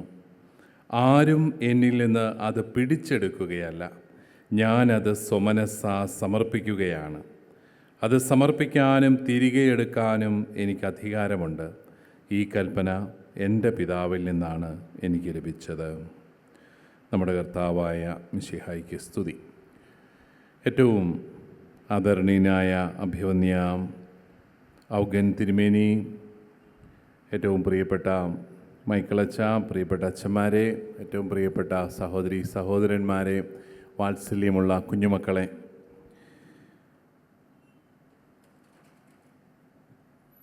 ഞാൻ മെത്രാപ്പൊലീത്ത ആ പദവിയിലേക്ക് വന്നിട്ട് ഏതാനും മാസങ്ങളെ ആയുള്ളൂ. ഇത്രയും നാൾ ഞാൻ നെകളിച്ചുകൊണ്ടിരുന്നത് ഞാനാണ് കേരളത്തിലെ ഏറ്റവും ചെറുപ്പക്കാരനായ മെത്രാപ്പൊലീത്ത എന്നാണ്. പക്ഷേ ഇന്നോടുകൂടി അത് തീർന്നു. പിതാവിന് 50 വയസ്സേ ആയുള്ളൂ. ഇത്ര ചെറുപ്പത്തിലേക്ക് ബിഷപ്പാകാമോ അല്ലേ? 35-ാമത്തെ വയസ്സിൽ പാവം മെത്രാനായതാട്ടോ. ഞാൻ 45-ാമത്തെ വയസ്സിൽ മെത്രാനായി. ചെറുപ്രായത്തിൽ മെത്രാന്മാരാകുന്നവരോട് നിങ്ങൾക്കൊരു പ്രത്യേക സഹതാപം ഉണ്ടായിരിക്കണമെന്നാണ് എനിക്ക് പറയാനുള്ളത്, അനുകമ്പയും സ്നേഹവും. ഏതായാലും അഭിവന്യ പിതാവ് വളരെ ചെറുപ്പക്കാരനായിട്ട് നിന്ന് ഈ സഭയെ നയിക്കുന്നു. ചങ്ങനാശ്ശേരി അതിരൂപതയ്ക്ക് ഈ കൽദായ സഭയുമായിട്ട് വലിയ അടുപ്പമുണ്ട്. അഭിവന്യ അപ്രയം പിതാവും ഞങ്ങളുടെ ഭാഗ്യസ്മരണാർഹനായ അഭിവന്യ പൗത്തിൽ പിതാവുമൊക്കെ വളരെ അടുത്ത് പ്രവർത്തിച്ചിരുന്നവരും വലിയ ഹൃദയൈക്യം സൂക്ഷിച്ചിരുന്നവരുമാണ്. അതുകൊണ്ട് തന്നെ ഇവിടേക്ക് ഒരു ക്ഷണം കിട്ടിയപ്പോൾ വളരെ സന്തോഷപൂർവ്വം ഞാൻ സ്വീകരിച്ചു. യാത്രയൊക്കെ ഇച്ചിരി കഠിനമാണ്, എന്നാലും ഒന്ന് വന്നു പോകാം, നിങ്ങളെയും ഒന്ന് വന്ന് കണ്ടുപോകാം എന്നാഗ്രഹിക്കുകയായിരുന്നു. മൈക്കിളച്ചൻ ഞങ്ങളുടെ പ്രിയപ്പെട്ട ഒരച്ഛനായിരുന്നു കേട്ടോ. ഞങ്ങൾക്ക് കൽദായ സഭയ്ക്ക് ഒത്തിരി സംഭാവനകളൊന്നും തരാൻ സാധിച്ചിട്ടില്ലെങ്കിലും അച്ഛനെ ഞങ്ങളുടെ വക സംഭാവനയായിട്ട് നിങ്ങൾ പരിഗണിക്കണം എന്ന് പ്രത്യേകമായിട്ട് അഭ്യർത്ഥിക്കുക. അച്ഛൻ ഞങ്ങളുടെ വളരെ തീക്ഷ്ണമതിയായ ഒരു വൈദികനായിരുന്നു. അത് ഞങ്ങൾക്കൊരു നഷ്ടമാണ് അച്ഛൻ പോയത്. എന്നാലും ഈ സഭയിൽ അച്ഛൻ്റെ ശുശ്രൂഷകൾ നന്നായിട്ട് നടക്കുന്നു എന്നറിയുന്ന ഒത്തിരിയേറെ സന്തോഷം. ഇന്ന് ഈ സായങ്കാലത്ത് നിങ്ങളോട് എനിക്ക് വലിയ കാര്യങ്ങളൊന്നും പറയാനായിട്ടില്ല. നമ്മുടെ കർത്താവിനെക്കുറിച്ചാണ് ധ്യാനം ഇന്ന്. അതുകൊണ്ട് തന്നെ നമ്മുടെ കർത്താവിൻ്റെ കുരിശിനെക്കുറിച്ചും കുരിശിൻ്റെ അർത്ഥത്തെക്കുറിച്ചും കർത്താവിൻ്റെ സഹനത്തിൻ്റെ അർത്ഥത്തെക്കുറിച്ചുമൊക്കെ ധ്യാനിക്കാം എന്ന് ഞാൻ വിചാരിക്കുകയാണ്. നമ്മൾ ഈ പീഡാനുഭവ വാരത്തിലേക്കൊക്കെ കിടക്കുമ്പോൾ നമ്മളിപ്പോഴും ചെയ്യുന്നത് നമുക്ക് ഈശോയെ ഓർത്തൊന്ന് കരയണം. പാവം കർത്താവ് കിടക്കുന്ന കിടപ്പ് കണ്ടില്ലേ, അവന്മാർ ദുഷ്ടന്മാർ, ആ യഹൂദന്മാർ കർത്താവിനെ അടിച്ചു. ചിലരെങ്കിലും കർത്താവ് അനുഭവിച്ച ശാരീരിക പീഡകളെയെല്ലാം അതീവ കാര്യമായിട്ട് വർണ്ണിച്ച് കർത്താവിനോടുള്ള ഒരു സഹതാപം ജനിപ്പിക്കണം. ഇതെല്ലാം മനസ്സിലാക്കിക്കൊണ്ട് കർത്താവ് അന്ന് തന്നെ പറഞ്ഞു, നിങ്ങൾ എന്നെ ഓർത്ത് വിലപിക്കേണ്ട, നിങ്ങളെയും നിങ്ങളുടെ മക്കളെ ഓർത്ത് വിലപിച്ചാൽ മതി. അത് നമുക്ക് ബുദ്ധിമുട്ടായതുകൊണ്ട് നമ്മളിപ്പോഴും കർത്താവിനെ ഓർത്ത് വിലപിച്ചുകൊണ്ട് ഇരിക്കുകയാണ്. ഞങ്ങൾക്ക് പള്ളികളിലൊക്കെ കുരിശിൻ്റെ വഴിയൊക്കെ ഉണ്ട്, 14 സ്ഥലങ്ങൾ. അപ്പോൾ ദുഃഖവെള്ളിയാഴ്ചത്തെ കുരിശിൻ്റെ വഴിക്കൊക്കെ ഭയങ്കര ജനമാണ്. ജീവിതത്തിൽ പള്ളി പോകാത്തവൻ ദുഃഖവെള്ളിയാഴ്ച പള്ളി വരും. എന്തിനാ? ഈ കർത്താവിൻ്റെ കിടപ്പ് കാണാനും കർത്താവിനെ ഓർത്ത് കരയാനും വരുന്നതാണ്. അപ്പോൾ ഞങ്ങളുടെ കത്തീഡ്രൽ പള്ളിയിൽ അവിടെ മൈക്കിളച്ചനൊക്കെ കൊച്ചച്ഛനായിരുന്നു. അവിടെ ഒരു പ്രാവശ്യം ഇങ്ങനെ ആഘോഷമായ കുരിശൻ്റെ വഴി നടക്കുകയാണ്. പക്ഷെ ആൾക്കാർക്ക് അതങ്ങോട്ട് ബോധിക്കുന്നില്ല. കാരണം അത് നടത്തുന്ന അച്ഛൻ അവരെ അങ്ങോട്ട് കരയിപ്പിക്കുന്നില്ല. കമൻട്രിയൊക്കെ പറഞ്ഞ് കരയിപ്പിക്കണം കർത്താവിനെ. പാവം കർത്താവ്, അവന്മാർ ദുഷ്ടന്മാർ, 2 യഹൂദരെ കിട്ടിയാൽ 2 ഇടി കൊടുക്കത്തക്ക രീതിയിലൊക്കെ അത് പറഞ്ഞ് ശരിയാക്കിയാലേ അത് ശരിയാകത്തുള്ളൂ. സത്യത്തിൽ കർത്താവ് നമ്മളിൽ നിന്ന് പ്രതീക്ഷിക്കുന്നത് കർത്താവിനെ ഓർത്ത് സഹതപിക്കാനോ കർത്താവിനെ ഓർത്ത് വിലപിക്കാനോ വല്ലോ ആണോ? നമ്മൾ ഈ പീഡാനുഭവ വാരമൊക്കെ ആചരിക്കുന്നത് കർത്താവ് പാവം കർത്താവെന്നോർത്ത് കർത്താവിനെ ഓർത്ത് സഹതപിക്കാനാണോ? അല്ലെന്നാണ് എൻ്റെ ഒരു വലിയ ചിന്ത. കാരണം കർത്താവ് തന്നെ പറഞ്ഞു, നിങ്ങൾ എന്നെക്കുറിച്ച് വിലപിക്കേണ്ട, പക്ഷേ നിങ്ങളെയും നിങ്ങളുടെ മക്കളെയും കുറിച്ച് വിലപിക്കുക. അപ്പോൾ പിന്നെ എന്തുവാണ് ഈ സഹനം? എന്നോടൊരു ചെറുപ്പക്കാരൻ ചോദിച്ചു, പിതാവേ കാര്യമൊക്കെ ശരിയാണ്, പക്ഷേ ഈ ക്രിസ്ത്യാനിയായി ജീവിച്ചാൽ എന്തായിരിക്കും ഒരു പ്രത്യേകത? What is distinct, what is unique with Christianity? വളരെ പ്രസക്തമായ ചോദ്യമാണ്. കാരണം ഒത്തിരി മതങ്ങളുടെ നടുക്ക് ജീവിക്കുമ്പോൾ, ഒത്തിരി വിശ്വാസങ്ങളുടെ നടുക്ക് ജീവിക്കുമ്പോൾ ഈശോ മിശിഹായിൽ ജീവിക്കുന്നു എന്നുള്ളത് കൊണ്ട് എന്താണ് ഒരു പ്രത്യേകത? പിന്നെ അവൻ കടത്തി പറഞ്ഞു, എല്ലാവരും പറയുന്ന പോലെ നിങ്ങൾ പറയുന്നത് മരിച്ചു കഴിയുമ്പോൾ സ്വർഗം കിട്ടുന്നല്ലേ, ഈ ജീവിച്ചിരിക്കുന്ന കാലത്ത് എന്നാ പരിപാടി? അപ്പോൾ അതൊരു വലിയ ചോദ്യമാണ് കേട്ടോ. ജീവിച്ചിരിക്കുന്ന കാലത്ത് നമുക്ക് എന്നാ കിട്ടും ക്രിസ്ത്യാനിയായിട്ട് ജീവിച്ചാൽ? നമുക്കെല്ലാം ഒത്തിരി കാര്യങ്ങൾ കിട്ടുന്നൊക്കെ ഉണ്ട്, നമ്മൾ തമ്പുരാനോട് പ്രാർത്ഥിക്കുന്നുണ്ട്, കിട്ടുന്നുണ്ട്. പക്ഷെ എന്നാലും ക്രിസ്ത്യാനി ആയതുകൊണ്ട് മാത്രമായി എനിക്കെന്താണ് പ്രത്യേകമായിട്ട് എന്തെങ്കിലും കിട്ടുന്നു? അതൊരു വലിയ ചോദ്യമാണ്. ഞാൻ അവനോട് പറഞ്ഞു, മോനെ, നിത്യജീവനാണ് ഏറ്റവും പ്രധാനം. അത് മരണാനന്തരം നമുക്ക് ലഭിക്കും ഈശോയിൽ വിശ്വസിച്ചാൽ. അവനോട് ഐക്യപ്പെടുന്നവർക്ക് ശിക്ഷാവിധിയില്ല, നമ്മുടെ ആത്മാക്കൾ രക്ഷിക്കപ്പെടും, അതാണ് പ്രധാനം. പക്ഷേ ഈ ജീവിതത്തിൽ നമുക്ക് ലഭിക്കുന്ന ഏറ്റവും വലിയ കൃപ എന്താണ്? ക്രിസ്ത്യാനിയായിരിക്കുന്നതിൽ കുരിശെടുക്കാനുള്ള ധൈര്യമാണ് ജീവിതത്തിൽ നമുക്ക് കിട്ടും. കുരിശെടുക്കാനുള്ള ധൈര്യം അത് നമുക്ക് ലഭിക്കുകയാണ്. അത് വളരെ പ്രധാനപ്പെട്ടതാണ്. കാരണം ജീവിതത്തിൽ മുന്നോട്ട് പോകണമെങ്കിൽ നമുക്ക് ജീവിക്കാൻ ധൈര്യം വേണം. അത് നമുക്ക് ലഭിക്കുന്നത് ഈ വിശ്വാസത്തിൽ നിന്നാണ്. അത് നമുക്ക് തരുന്നത് എല്ലാ പ്രശ്നങ്ങളെയും ഒരു നൊടിയിട കൊണ്ട് മാറ്റി എല്ലാത്തിനെയും ഇല്ലാതാക്കി എല്ലാ സൗഭാഗ്യം തരുന്ന ഒരു കർത്താവിലല്ല നമ്മൾ വിശ്വസിക്കുന്നത്. കർത്താവാണെങ്കിൽ പറഞ്ഞ്, നിങ്ങൾ എന്നിൽ വിശ്വസിച്ച് കഴിഞ്ഞാൽ നിങ്ങൾക്ക് പീഡകളുണ്ടാവും, നിങ്ങൾക്ക് കഷ്ടപ്പാടുകളുണ്ടാവും, നിങ്ങളെ ന്യായാധിപന്മാരുടെ പോലെ നിങ്ങൾ നിൽക്കേണ്ടി വരും, അവർ നിങ്ങൾക്കെതിരെ കള്ളസാക്ഷി പറയും, നിങ്ങൾക്ക് പീഡകളുണ്ടാവും, ദുരിതങ്ങളുണ്ടാവും. ഇത് തന്നെയാണ് സുവിശേഷത്തിൽ പറയുന്നത്. എന്നിട്ടും ഈ 2000 വർഷങ്ങളിൽ കോടിക്കണക്കിന് മനുഷ്യർ ഈ ഈശോ മിശിഹായിൽ വിശ്വസിക്കുകയാണ്. സത്യത്തിൽ അവിടുന്ന് പറഞ്ഞിരിക്കുന്നത് എന്താ? എന്നിൽ വിശ്വസിച്ച് കഴിഞ്ഞാൽ നിങ്ങളുടെ ജീവിതം കഷ്ടകാലമാണ്, നിങ്ങൾക്ക് ബുദ്ധിമുട്ടുകളും ദുരിതങ്ങളും ഉണ്ടാവും. പക്ഷേ ഒരു കാര്യം കൂടെ പറഞ്ഞു, ലോകാവസാനം വരെ ഞാൻ നിങ്ങളുടെ കൂടെ ഉണ്ടായിരിക്കും. പ്രിയപ്പെട്ടവരെ, അതാണ് നമ്മുടെ ശക്തി. ലോകാവസാനം വരെ നമ്മുടെ കൂടെ ഉണ്ടായിരിക്കുന്ന ഒരു കർത്താവ്. നിങ്ങൾ ഉൽപ്പത്തി പുസ്തകത്തിലെ പൂർവ്വ പിതാവായ ഔസേപ്പിൻ്റെ ജീവിതകഥ വായിച്ചിട്ടുണ്ടാവുമെന്ന് ഞാൻ വിചാരിക്കുകയാണ്. വായിക്കും തോറും എന്നെ ഒത്തിരി സ്പർശിക്കുന്ന ഒരു വചനഭാഗമാണത്. കാരണം ജീവിതത്തിൽ സ്വന്തം സഹോദരങ്ങളാൽ ഇത്രയും തിരസ്കരിക്കപ്പെട്ട ഒരു മനുഷ്യനെ ചരിത്രത്തിൽ കാണാനായിട്ട് സാധിക്കുമോ? ജോസഫ് എന്ത് തെറ്റാണ് ചെയ്തത്? ജോസഫിന് സ്വപ്നങ്ങൾ വ്യാഖ്യാനിക്കാനുള്ളൊരു കഴിവുണ്ടായിരുന്നു. അതുകൊണ്ട് അപ്പനായ യാക്കോബിന് ജോസഫിനോടൊരു പ്രത്യേക സ്നേഹം ഉണ്ടായിരുന്നു. ഇത്രയേ ഉള്ളൂ പ്രശ്നം. ഈ സ്നേഹത്തിൻ്റെ പേരിൽ മറ്റ് സഹോദരങ്ങൾക്ക് ജോസഫിനോട് അസൂയ തോന്നി. അതിൻ്റെ പേരിൽ ഈ ദുഷ്ടന്മാർ ചെയ്യുന്നത് എന്നതാ? കൊച്ചു പയ്യനാണ് ജോസഫ്, അവനെ കൊല്ലാനായിട്ട് ആലോചിക്കുകയാണ്. ആരാണ്? അയലോക്കത്തുകാരാണെങ്കിൽ പോട്ടെന്ന് വെക്കാം, കൊട്ടേഷൻ കൊടുത്തവന്മാരാണെങ്കിൽ പോട്ടെന്ന് വെക്കാം, ശത്രുക്കളാണെങ്കിൽ പോട്ടെന്ന് വെക്കാം. സ്വന്തം അപ്പൻ്റെ സ്ഥാനത്ത് നിന്ന് ഈ അനുജനെ സംരക്ഷിക്കേണ്ട ചേട്ടന്മാരെല്ലാവരും കൂടി ഗൂഢാലോചന നടത്തുകയാണ് ജോസഫിനെ കൊല്ലാനായിട്ട്. അപ്പോൾ ജ്യേഷ്ഠനായ റൂബന് മാത്രം ഇച്ചിരി കരുണയുണ്ട്. റൂബൻ പറഞ്ഞു, കൊല്ലണ്ട, ഒന്ന് വിരട്ടി വിട്ടാൽ മതി എന്ന് പറഞ്ഞ പോലെ, കൊല്ലണ്ട, നമുക്ക് അവനെ പൊട്ടക്കിണറ്റിൽ തള്ളിയാൽ മതി, സാരമില്ല. അപ്പോൾ റൂബൻ്റെ പ്രതീക്ഷ എന്താ? ഈ ചെറുത്തന്മാർ പോയി കഴിയുമ്പം ജോസഫിനെ പൊട്ടക്കിണറ്റിൽ നിന്ന് പിടിച്ച് കയറ്റി പിതാവിൻ്റെ അടുത്ത് കൊണ്ട് ആക്കാം. പക്ഷേ അതിന് ഇവന്മാർ സമ്മതിച്ചില്ല. അതുവഴി വന്ന അവർക്ക് തന്നെ തോന്നി ഇവനിങ്ങനെ പൊട്ടക്കണ്ടി കിടന്നാൽ ശരിയാകത്തില്ല, അവൻ പയ്യൻ മിടുക്കനാ, അവൻ എങ്ങനെയും മോളിൽ കയറി വരും. അതുകൊണ്ട് അവനെ പിടിച്ച് കയറ്റി അതുവഴി പോയി ഈജിപ്തുകാർക്ക് അടിമയാക്കി വിറ്റു. പ്രിയപ്പെട്ടവരെ, നമ്മളൊന്നും അടിമത്വം അറിഞ്ഞ മനുഷ്യരല്ല. അതുകൊണ്ടാണ് നമ്മളിതെല്ലാം ഇങ്ങനെ കേട്ടിരിക്കുന്നത്. അടിമയാക്കി വിൽക്കുക എന്ന് പറഞ്ഞാൽ ഒരു കുടുംബത്തിൽ രാജകുമാരനെ പോലെ മകൻ്റെ സർവപ്രതാപത്തോടും കൂടി ജീവിക്കുന്ന ഒരുവനെ സ്വന്തം സഹോദരങ്ങൾ അടിമയാക്കി വിൽക്കുകയാണ്. അവിടെ എല്ലാം എഴുതി വെച്ചിട്ടുണ്ട്, കർത്താവിൻ്റെ കരം അവൻ്റെ കൂടെ ഉണ്ടായിരുന്നു. നമ്മുടെ ഇപ്പോഴത്തെ ന്യൂജൻ പിള്ളേർ ചോദിക്കും, ഉണ്ടായിട്ട് എന്നാ വിശേഷം? അവനെ പൊട്ടക്കണത്തിൽ നിന്ന് രക്ഷിച്ചോ കർത്താവ്? ഇല്ല. അവനെ അടിമയാക്കി വിറ്റപ്പം കർത്താവ് ഇടപെട്ടോ? ഇല്ല. പിന്നെ എന്നതിനെ ഈ കർത്താവിൻ്റെ കരം അവൻ്റെ കൂടെ ഉണ്ടായിരുന്നു എന്ന് പറഞ്ഞു. എന്നിട്ട് ഈ ജോസഫ് പോയി ഈജിപ്തുകാർ അവിടെ കൊണ്ടുചെന്നു പൊത്തിഫറിന് അടിമയായിട്ട് വിറ്റു. പൊത്തിഫർ അവനെ വീട്ടുകാര്യങ്ങളെല്ലാം ഏൽപ്പിച്ചു. അവൻ ഭംഗിയായിട്ടെല്ലാം ചെയ്യുന്നതെന്ന് കണ്ടപ്പം അവനെ പ്രധാനപ്പെട്ട കാര്യസ്ഥനാക്കി. അങ്ങനെ അവൻ്റെ ജീവിതത്തിൽ ഒരു നല്ല കാലം ഉണ്ടായി. അവിടെ എഴുതി വെച്ചിട്ടുണ്ട്, കർത്താവിൻ്റെ കരം അവൻ്റെ കൂടെ ഉണ്ടായിരുന്നു. അത് നമുക്ക് പിടിക്കും, കുഴപ്പമില്ല. അവന് നല്ല കാലം ഉണ്ടായല്ലോ, അപ്പോൾ കർത്താവിൻ്റെ കരം ഉണ്ടാകും, ഉറപ്പാണ്. പക്ഷേ പിന്നെ നമ്മൾ കാണുന്നത് എന്താ? പൊത്തിഫറിൻ്റെ ഭാര്യയ്ക്ക് അവനോട് വേണ്ടാതിനും ആഗ്രഹങ്ങളെല്ലാം തോന്നി. അവൾക്ക് അവൻ്റെ കൂടെ പാപം ചെയ്യണം. അവൻ പാപം ചെയ്യാൻ വിസമ്മതിക്കുകയാണ്.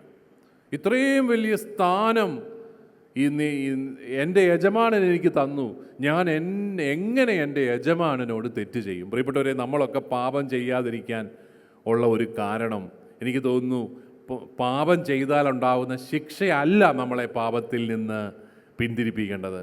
നമ്മുടെ ദൈവം ഇത്രയും സ്നേഹം നമ്മളോട് കാണിച്ചിരിക്കുന്നു. ആ ദൈവത്തിനെതിരെ ഞാൻ എങ്ങനെ പാപം ചെയ്യും? ഇതാണ് ഏറ്റവും ഉചിതമായ അനുതാപം, പാപബോധം എന്ന് പറയുന്നത്. അപ്പോൾ അങ്ങനെ അവൻ പാപം ചെയ്യാൻ വിസമ്മതിച്ചപ്പോൾ എന്ത് ചെയ്തു? പൊത്തിഫറിൻ്റെ ഭാര്യ അവനെ കെണിയിൽപ്പെടുത്തി, അവനെ മോശക്കാരനായിട്ട് ചിത്രീകരിച്ചു. പൊത്തിഫർ അവനെ കാരാഗൃഹത്തിൽ അടച്ചു. അതിൻ്റെ താഴെ പിന്നെ എഴുതി വെച്ചിട്ടുണ്ട്, കർത്താവിൻ്റെ കരം അവൻ്റെ കൂടെ ഉണ്ടായിരുന്നു. പിള്ളേർ വയലൻ്റ് ആവും, ഉണ്ടായിട്ട് തന്നെ വിശേഷം? കർത്താവ് ഇടപെട്ടോ? കർത്താവ് 2 കൊടുക്കണ്ടായിരുന്നോ അവക്കിട്ട്?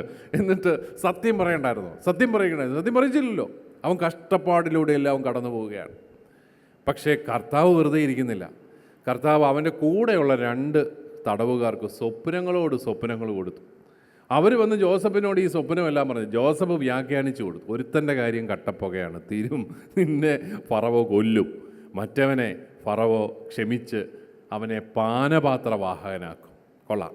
എന്നിട്ട് പറഞ്ഞു, നിന്നെ ഫറവോ പാനപാത്രവാഹകനാക്കുമ്പോൾ നീ എൻ്റെ കാര്യം ഒന്ന് ഓർത്തേക്കണേ.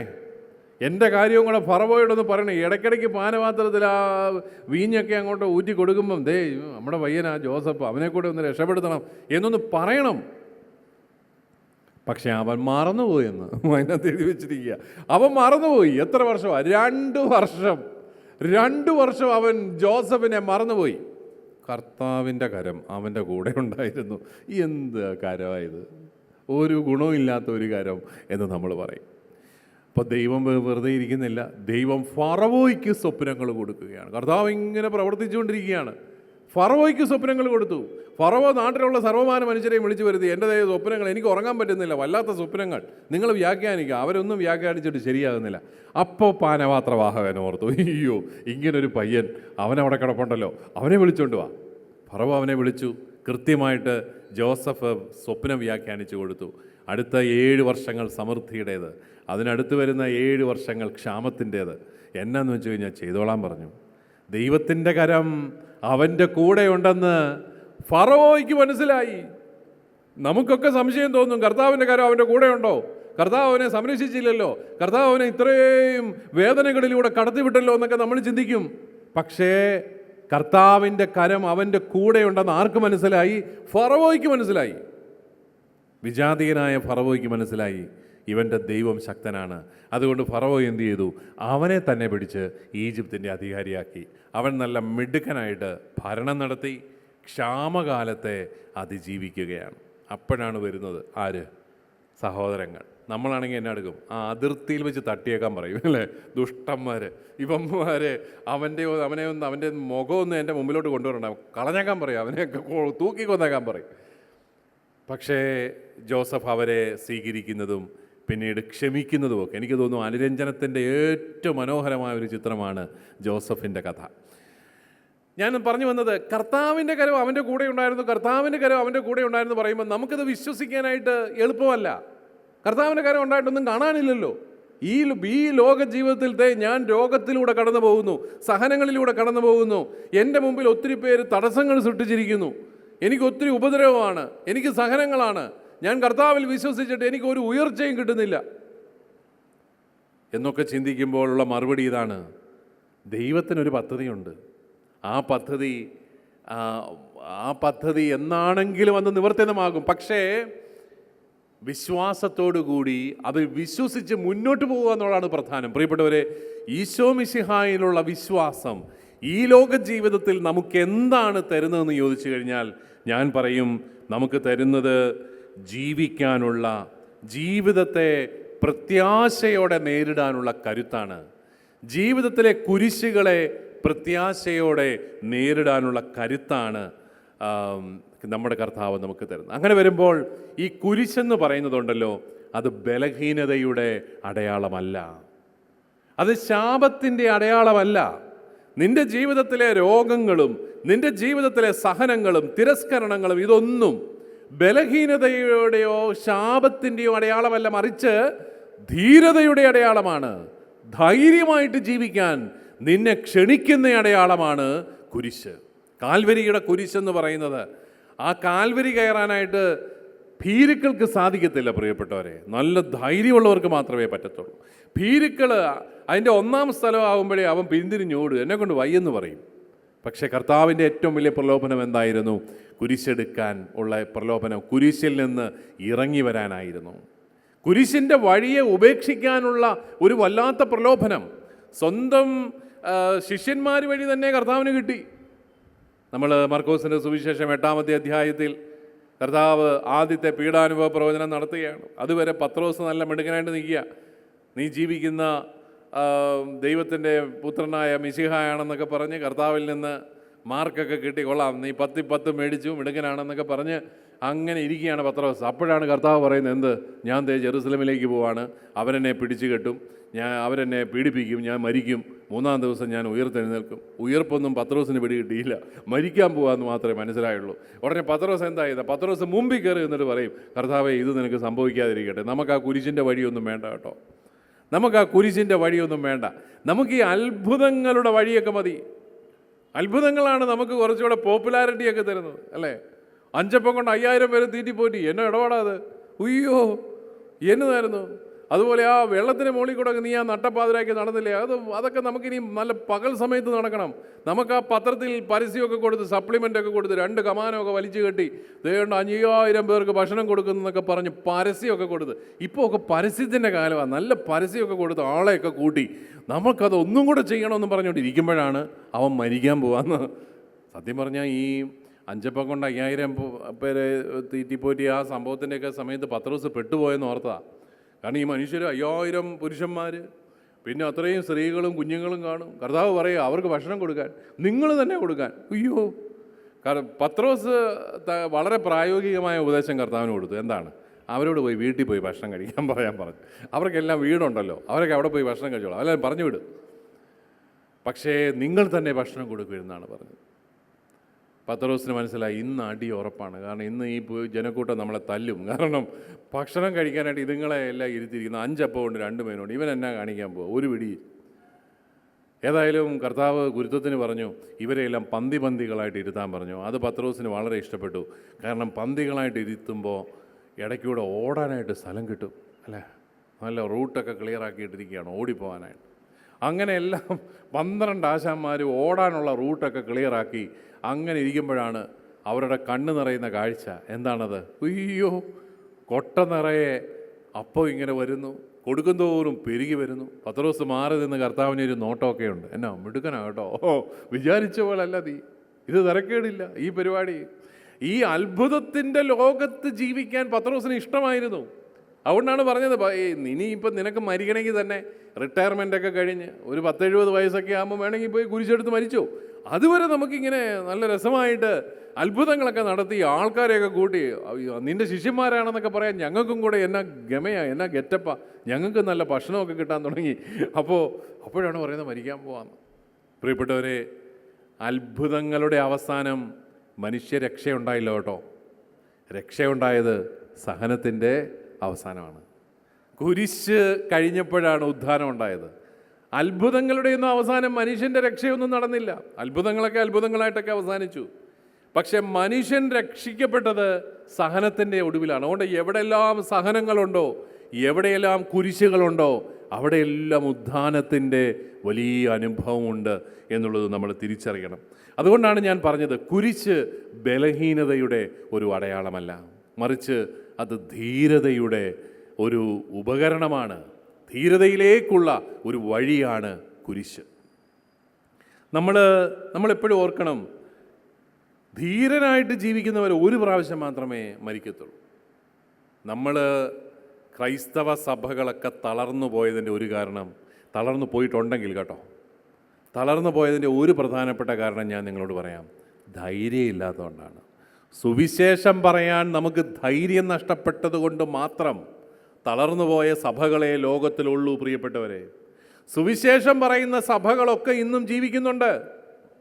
പീഡനങ്ങളുണ്ട്, ദുരന്തങ്ങളുണ്ട്. ഇന്നും ലോകമെമ്പാടും നോക്കിയാൽ ഇത്രയും പീഡിപ്പിക്കപ്പെടുന്ന വേറൊരു വിശ്വാസ സമൂഹമില്ല.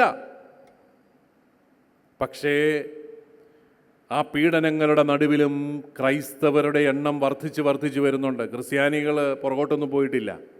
എവിടെല്ലാം സഭയ്ക്ക് ശോഷണമുണ്ടോ അവിടെയൊക്കെ സഭ ശോഷിച്ചു പോയത് ജീവിക്കാൻ ധൈര്യമില്ലാത്തത് കൊണ്ട്, പ്രഘോഷിക്കാൻ ധൈര്യമില്ലാത്തത് കൊണ്ടാണ്. ഞാൻ നിങ്ങളോട് നമ്മുടെ കേരളത്തിലെ സുറിയാനി ക്രിസ്ത്യാനികളെക്കുറിച്ച് ഒരു കാര്യം പറയാം. അതായത് നമ്മളൊക്കെ നമ്മുടെ അമ്മമാർ പ്രസവിക്കാൻ തയ്യാറായതുകൊണ്ട് മാത്രം വളർന്ന ഒരു സഭയാകട്ടോ, സുവിശേഷം പറഞ്ഞിട്ട് വളർന്ന സഭയല്ല. നമ്മുടെയൊക്കെ കുടുംബങ്ങളിൽ അമ്മമാർ ഒത്തിരി മക്കളെ പ്രസവിച്ചത് കൊണ്ട് മാത്രം വളർന്ന സഭയാണ്.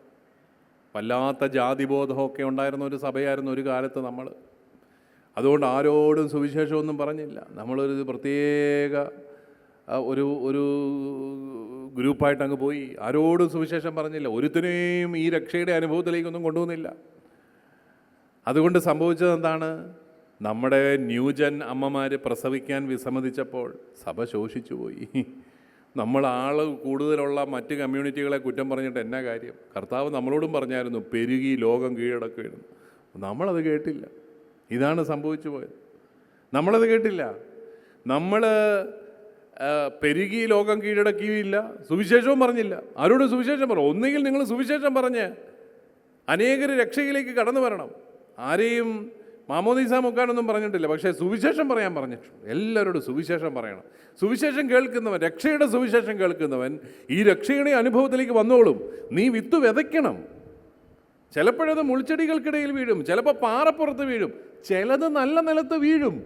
ആ ചിലതിനെ ഓർത്ത് നീ ഏതറ്റം വരെ പോയാലും നീ സുവിശേഷം പറയണം. അപ്പം സുവിശേഷം പറയാത്ത സഭകളൊന്നും വളരുകയില്ല, തളരും. നമ്മൾ സഭയുടെ തളർച്ചയെക്കുറിച്ച് പ്രബന്ധമൊക്കെ അവതരിപ്പിച്ച് സെമിനാറുമൊക്കെ നടത്തി വലിയ പുസ്തകങ്ങളൊക്കെ എഴുതി നമ്മളും മരിച്ചു പോകുന്നല്ലാതെ നമ്മുടെ സഭ വളരുകയില്ല. നമ്മുടെ സഭ വളരാൻ 2 മാർഗങ്ങളെ കർത്താവ് പറഞ്ഞിട്ടുള്ളൂ. ഒന്ന്, പെരുകി ലോകം കീഴടക്കുവിൻ. മക്കൾ വേണം വീട്ടിൽ. നിങ്ങൾക്കൊക്കെ എത്രയുണ്ടെന്ന് എനിക്കറിയത്തില്ല. ഞങ്ങളുടെ കാര്യം വളരെ പരിതാപകരമാട്ടോ. പിള്ളേരൊന്നുമില്ല വീട്ടിൽ. ഉള്ളവരെ ഒട്ട് നാട്ടിൽ കാണാനുമില്ല. എല്ലാവരും വിദേശത്തൊക്കെ പോയിരിക്കുകയാണ്. ഇനിയിപ്പം പ്രായമായവർക്ക് വേണ്ടിയിട്ടുള്ള പ്രത്യേക ശുശ്രൂഷകളുമൊക്കെയായി ഇനി ശിഷ്ടകാലം കഴിയാനായിട്ടായിരിക്കാം നമ്മുടെയൊക്കെ ഒരു യോഗമെന്ന് ഞാൻ വിചാരിക്കുകയാണ്. സഭയുടെ ചെറുപ്പം നഷ്ടപ്പെട്ടു പോയി. നമ്മളതിനെ ആരെയും കുറ്റം പറഞ്ഞിട്ട് കാര്യമില്ല. നമ്മൾ വട്ടം കൂടി ചിന്തിച്ചാൽ മതി. നമുക്ക് ദുഃഖവെള്ളിയാഴ്ച പള്ളിക്ക് ചുറ്റും കുരിശൊക്കെ എടുത്തുകൊണ്ട് നടക്കാൻ ഇഷ്ടമാണ്. നിങ്ങൾക്ക് ആ രീതി ഉണ്ടോയെന്ന് അറിയത്തില്ല, ഞങ്ങൾക്കുണ്ട്. പള്ളിക്ക് ചുറ്റും കല്ല് ചുമന്നുകൊണ്ട് നടക്കുക, പള്ളിക്ക് ചുറ്റും വലിയ കുരിശ്, മരക്കുരിശുകൊണ്ട്. കർത്താവ് ഇതൊന്നുമല്ല ഉദ്ദേശിച്ചത്. നിൻ്റെ ജീവിതത്തിലെ കുരിശുകൾ എടുക്കാനാണ് പറഞ്ഞത്. അതെന്താ? 2 കുഞ്ഞുങ്ങളെ കൂടെ ജനിപ്പിക്കും. അത് പാടാം. അതിനേക്കാളും എളുപ്പമാണ് ദുഃഖവെള്ളിയാഴ്ച പോയി കല്ലെടുക്കാൻ. ദുഃഖവെള്ളിയാഴ്ച വേണേൽ 10 കല്ലെടുത്തേക്കാം. എന്നാലും കൊച്ചിനെ ജനിപ്പിക്കാനും വളർത്താനും ഒക്കെ പാടാം. 2 വളർത്തി ഞങ്ങളൊരു പരുവായിരിക്കുക. ഇനി അതുകൊണ്ട് വയ്യ. ജീവിതത്തിലെ കുരിശുകൾ എന്നൊക്കെ പറയുന്നത് അതല്ലേ? മക്കളെ വളർത്തുന്നതല്ലേ കുരിശെടുപ്പ്? അല്ലാതെ തൃശ്ശൂർ പട്ടണത്തിലൂടെ കുരിശും ചുമന്നുകൊണ്ട് നടക്കുന്നതാണോ കുരിശെടുപ്പ്? കർത്താവ് ഉദ്ദേശിച്ചത് അതാണോ?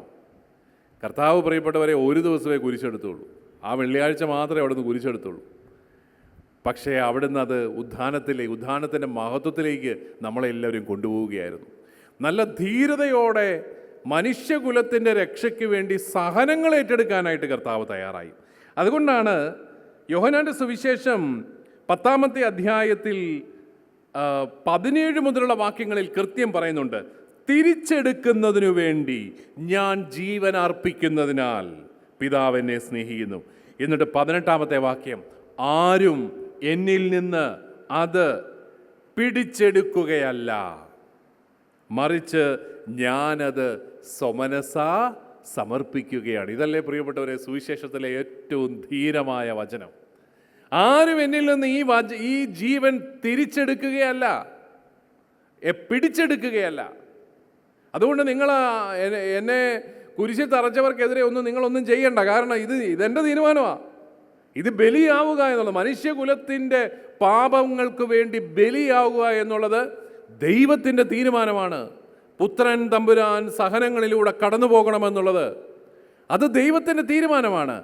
ആ തീരുമാനത്തിലാണ് കർത്താവ് ആവർത്തിച്ച് പറയുകയാണ്, ആരും എന്നിൽ നിന്നത് പിടിച്ചെടുക്കുകയല്ല, ഞാനത് സ്വമനസാ സമർപ്പിക്കുകയാണ്.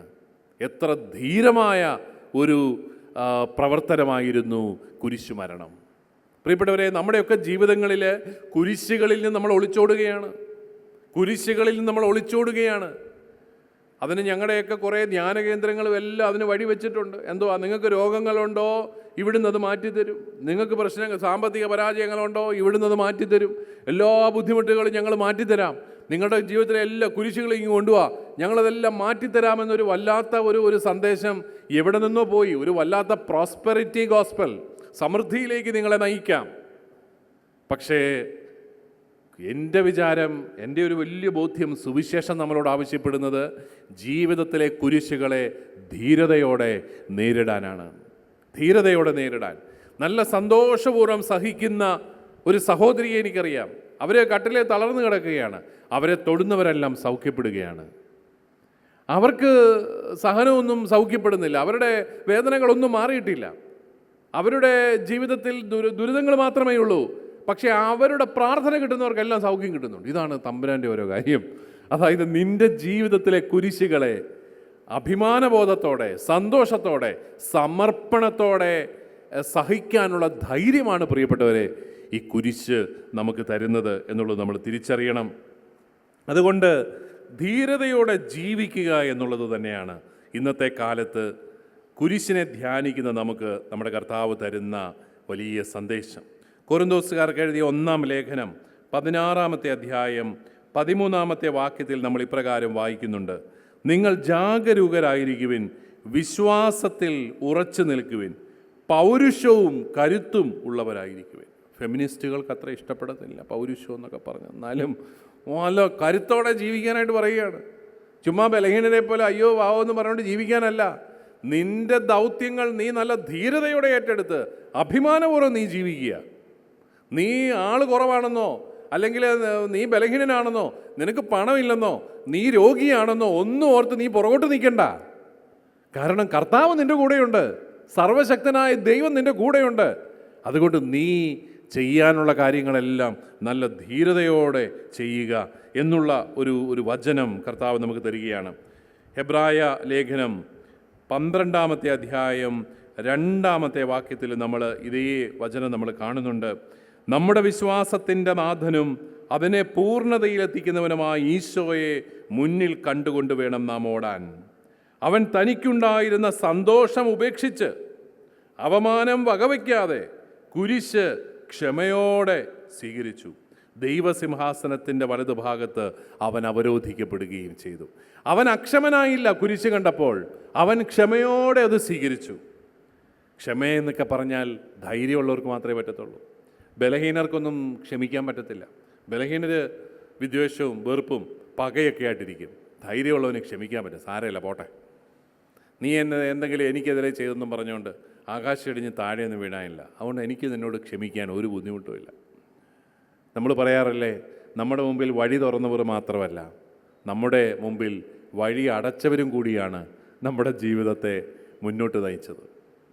നമ്മുടെ മുമ്പിൽ ചില വാതിലുകൾ അടച്ചവർ കൂടിയാണ് നമ്മളെ ഇന്നത്തെ നിലയിലൊക്കെ എത്തിച്ചത്. എന്ന് വെച്ചാൽ നമ്മൾ ആഗ്രഹിച്ചതുപോലെ എല്ലാം ചെയ്തു തന്നവരല്ല. നമ്മുടെ സുഹൃത്തുക്കൾ മാത്രമല്ല നമ്മളെ സഹായിക്കുന്നത്, നമ്മൾ ശത്രുക്കളെന്ന് കരുതുന്നവരും നമ്മളെ സഹായിക്കുകയാണ്. ആ തിരിച്ചറിവ് വരുമ്പോൾ അവനോട് ക്ഷമിക്കാൻ എനിക്കൊരു ബുദ്ധിമുട്ടുമില്ല. നീ ഒരു വാതിൽ അടച്ചെങ്കിൽ എൻ്റെ മുമ്പിൽ 10 വാതിൽ തുറന്നു പോനെ എന്ന് പറയാൻ സാധിക്കുന്ന ഒരു സന്തോഷകരമായ ഒരു അനുഭവം. അതുകൊണ്ടാണ് ധൈര്യമുള്ളവന് ക്ഷമിക്കാനായിട്ട് ബുദ്ധിമുട്ടില്ല. ജോഷുവയുടെ പുസ്തകം 1-ാമത്തെ അധ്യായം 9-ാമത്തെ വാക്യം നമുക്കെല്ലാവർക്കും അറിയാവുന്ന വാക്യമാണത്. ശക്തനും ധീരനുമായിരിക്കണമെന്നും ഭയപ്പെടുകയോ പരിഭ്രമിക്കുകയോ ചെയ്യരുതെന്നും നിന്നോട് ഞാൻ കൽപ്പിച്ചിട്ടില്ലയോ? നമുക്കെല്ലാവർക്കും അതൊന്ന് ഏറ്റു പറഞ്ഞാലോ? ശക്തനും ധീരനുമായിരിക്കണമെന്നും ഭയപ്പെടുകയോ പരിഭ്രമിക്കുകയോ ചെയ്യരുതെന്നും നിന്നോട് ഞാൻ കൽപ്പിച്ചിട്ടില്ലയോ? നിങ്ങൾ പേടിച്ച് അത് പറഞ്ഞത് തന്നെ അല്ലേ? ഒരു ശബ്ദമൊന്നുമില്ല. ഭയപ്പെട് എന്നൊക്കെ പറഞ്ഞാൽ അങ്ങനെയല്ല. നമ്മൾ നല്ല ധീരതയോടെ ജീവിക്കാൻ ജീവിതത്തിൽ വിളിക്കപ്പെട്ടവനാണ്. അതാണ് കുരിശ് ഏറ്റെടുക്കുമ്പോൾ നമുക്ക് ലഭിക്കുന്ന വലിയൊരു കൃപ. ഈശോ മിശിഹായിൽ വിശ്വസിക്കുന്നവൻ്റെ വ്യത്യസ്തത എന്താണെന്ന് ചോദിച്ചാൽ ഞാൻ പറയും, ഈ ജീവിതത്തിലെ കുരിശുകളെ, പ്രത്യേകിച്ച് അപരൻ്റെ ആത്മാവിൻ്റെ രക്ഷയ്ക്ക് വേണ്ടി ഉള്ള കുരിശുകളെ ധീരതയോടെ ഏറ്റെടുക്കുന്നവനാണ് ഒരു ക്രിസ്ത്യാനി. ഞാൻ ദൈവാരാധനയിൽ പങ്കെടുക്കുമ്പോൾ എനിക്ക് കിട്ടുന്ന ഏറ്റവും വലിയ നന്മ എന്താണ്? ജീവിക്കാൻ ഉള്ള ധൈര്യമാണ് എനിക്ക് കിട്ടുന്നത്. ഞാൻ നിരാശപ്പെടത്തില്ല. ഞാൻ വല്ലാത്ത അവസ്ഥകളിലൂടെ കടന്നു പോവുകയാണ്. ലോകം മുഴുവൻ നോക്കുമ്പോഴും എനിക്ക് പ്രത്യാശിക്കാനായിട്ടൊന്നുമില്ല. പക്ഷേ അപ്പോഴും ഞാൻ പ്രത്യാശിക്കുകയാണ്. കാരണം എൻ്റെ വലിയ പ്രത്യാശ എന്തിലാണ്? കുരിശിലാണ് എൻ്റെ പ്രത്യാശ. കുരിശ് മഹത്വത്തിലേക്ക് നയിക്കും. നമ്മുടെയൊക്കെ സ്ലീവ, അഗ്രം മുകുളങ്ങൾ പോലെയുള്ള സ്ലീവ നമ്മുടെ എല്ലാ പാരമ്പര്യങ്ങളിലും നമുക്ക് കാണാൻ സാധിക്കും. പുഷ്പിക്കുന്ന സ്ലീവ, ഫ്ലവറിങ് ക്രോസ്. എന്താണോ സൂചിപ്പിക്കുന്നത്? കുരിശ് ഒരിക്കലും, cross is never the end of your suffering. It is not the end of your life. It is actually flowering towards resurrection. ഉദ്ധാനത്തിലേക്ക് പുഷ്പിക്കുന്നതാണ് നിന്റെ സഹനം. അതുകൊണ്ട് ആ സഹനത്തിന് നിന്നോട് പല കാര്യങ്ങൾ പറയാനായിട്ടുണ്ടാവും. സഹനത്തിന് പല സന്ദേശങ്ങൾ നിന്നോട് പറയാനായിട്ടുണ്ടാവും.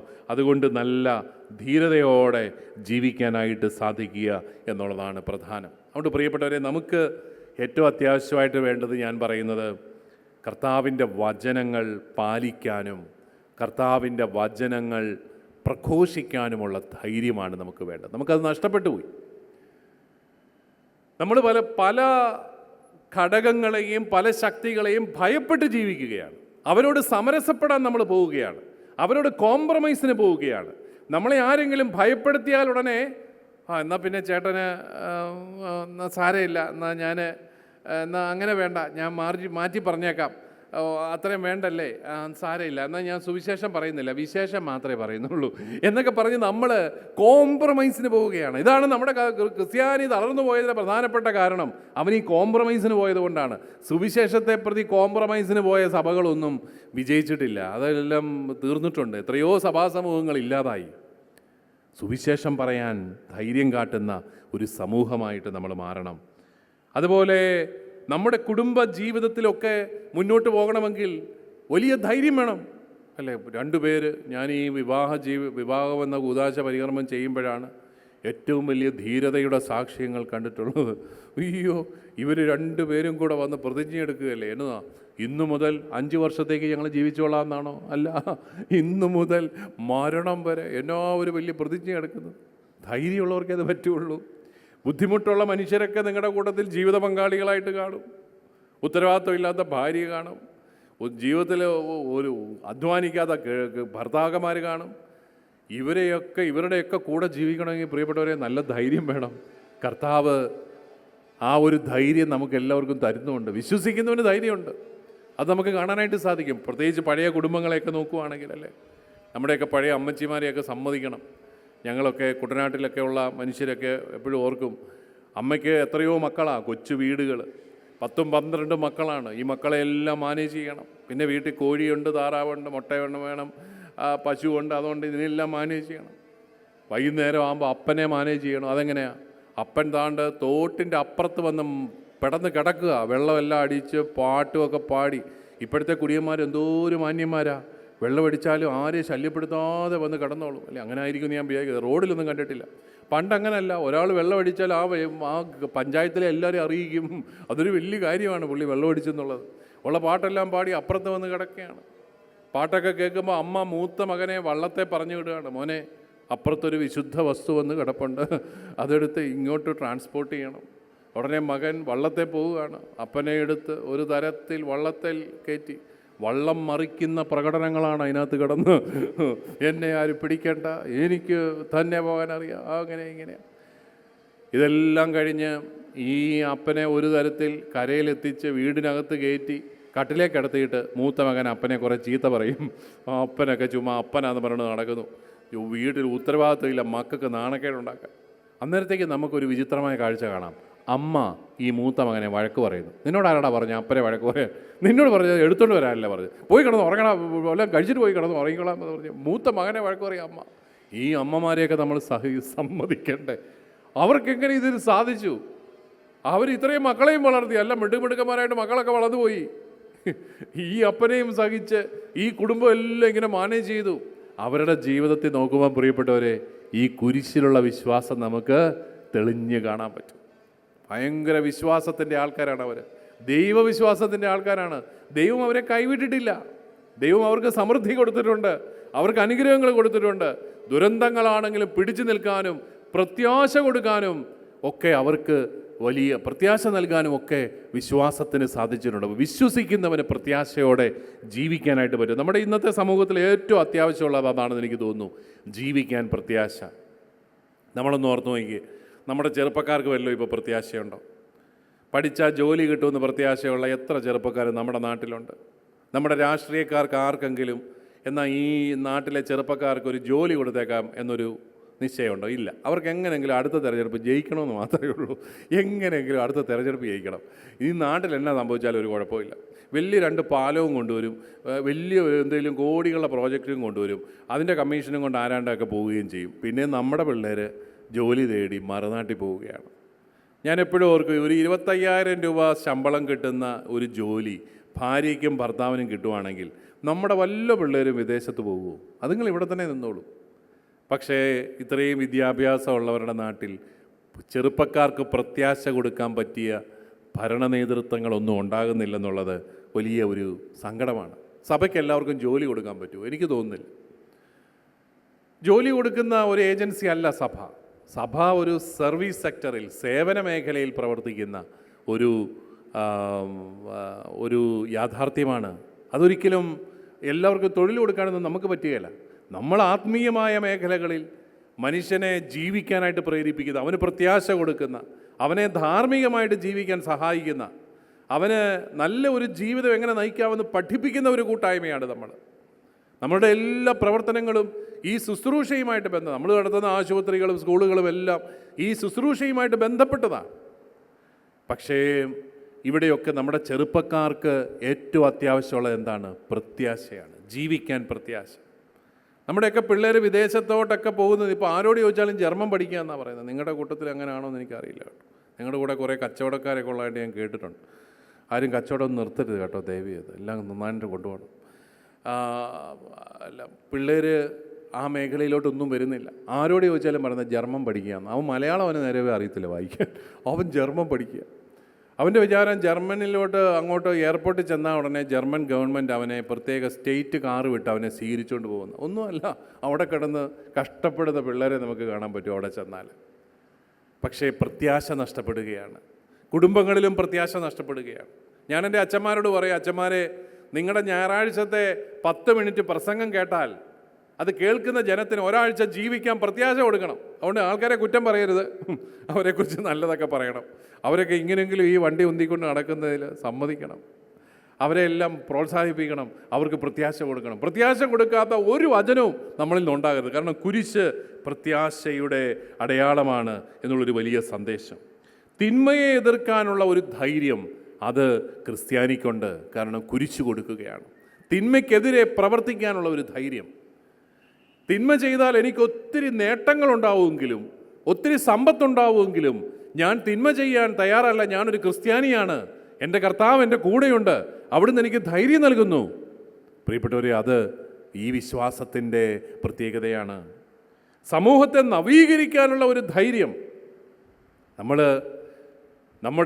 നമ്മളൊക്കെ ഒരു ഇന്ത്യ മഹാരാജ്യത്ത് 2% മാത്രമുള്ള ഒരു കൊച്ചു സമൂഹമാണെങ്കിലും ഈ ഇന്ത്യയെ നവീകരിക്കാൻ നമ്മൾ നടത്തിയിട്ടുള്ള പ്രവർത്തനങ്ങൾ എത്രയോ അഭിമാനകരമാണ്. ഈ തലമുറ ചെയ്തതിനേക്കാൾ എത്രയോ വലുതാണ് നമ്മുടെ പഴയ തലമുറ ചെയ്തത്. ഞാൻ ഓർക്കുന്നു, ഞങ്ങളുടെ അതിരൂപതയിലേക്ക് വികാരിയാത്തിലേക്ക് ഫ്രഞ്ചുകാരനായ ഒരു ബിഷപ്പ് ചാൾസ് ലെവീഞ്ഞ് പിതാവ് കടന്നു വരുമ്പം ഞങ്ങളുടെ കാർന്നോന്മാർ അദ്ദേഹത്തിനൊരു നിവേദനം കൊടുത്തു.